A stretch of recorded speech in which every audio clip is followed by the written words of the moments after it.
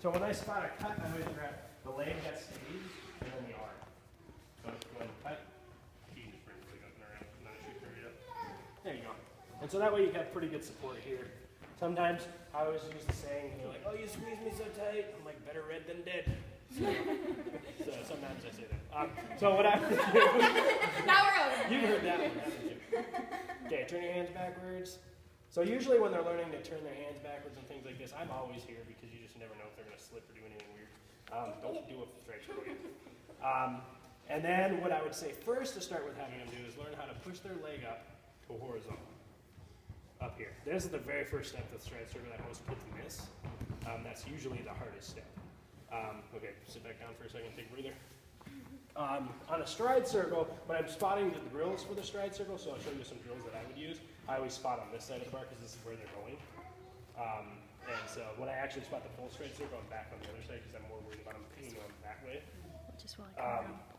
So, you've never done this before.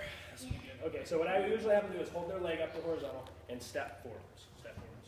So they're feeling the stretch. And then they're feeling the bar touch this part of their leg right here. This leg doesn't touch the bar until way late. So this is the drill I always do with them first. So try that again. Push up, fall forward, stretch. So they're starting to feel the drop. Are you okay? Take a breather. Put your arms rest. Sit on the bar. So I would do a lot of that first, and just when I spot that, I'm on their back, I'm on their leg, you have a pretty good grip on them, and then they start to feel that movement. Because what's going to happen is that part's kind of scary, and so if you rush through that, they're going to just bend their knees and put their leg on the bar. Because it's safer to go, and that's not what you want on a stride circle.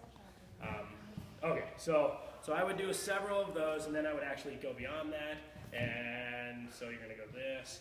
Good, okay. Now see if you can do that, and I would spot this one. How do I spot a stride circle nicely? Yeah, I'm always on this side. So I would have a push up, and I usually spot a stride circle with my hand on their back and on this leg right here. So you're going to step up, fall forwards, and so let me think. Watch me again. See what I do. So push up. So yeah, as they come down, this hand's coming around to their back. So go in slow motion. So that way, if they fall, this is where they're going to fall. That way, because this hand comes around to their. It starts here. Hang on tight. It starts here, and then I transfer this hand to here, to where as they come down through the bottom, if they fall, I have them, and then I can also get them back up on top. Stride circles are a pretty tough skill. And the trick is, too, when you're teaching a stride circle, you really want to reinforce, and we have kids who still hook their knee, reinforce pushing with this part of their leg on the bar. And so some ways to do that, other drills would be fall backwards a little bit. Now keep your hands backwards. I got you. I won't let you fall, I promise. Okay, it's being like right here and holding them, and now push down with your leg really hard with straight legs. Really hard on the bar. Oh, you're not pushing. This way. There you go. So they start to feel that, and they feel the shift too. So come back down, and put your hands a little bit more underneath the bar. I got you, don't worry. Already push down, and shift. So you're really reinforcing that push down and shift up. And that's actually kind of fun for the kids too. They actually like that, because it's kind of scary. To lean back and shift, and they're like, ugh. And then if I'm right here with her, there's nothing can happen to her. Like, there's no way she's going to fall, because I have her. Okay. So those two things, so before actually doing the full stride circle, I'd work on that first step out, kind of go back and forth that way, and then the other one where you're back here, just kind of go like this. Because the stride circle, it's an easy skill because our hands are in reverse grip for them to ping off on, and because they're not used to hanging on like that. So another thing I would do, so get down real quick, is have them practice. So have them practice, so turn your hands backwards. Put your strides leg through here. There we go. Okay, and on this one, this is where you will need to spot them. Now lift your other leg up. Is have them practice holding this shape. And just even doing little swings like this. Like, it's not big because what's going to happen is their hands are going to slip off. So but if I have her here, if she slips off, she'll let go. Whoa! Okay, I have her. Because my hands are like right here, and that's why I'm protecting her head and her neck. That's the most important thing, because even if this hand slips, she's going to fall to her butt.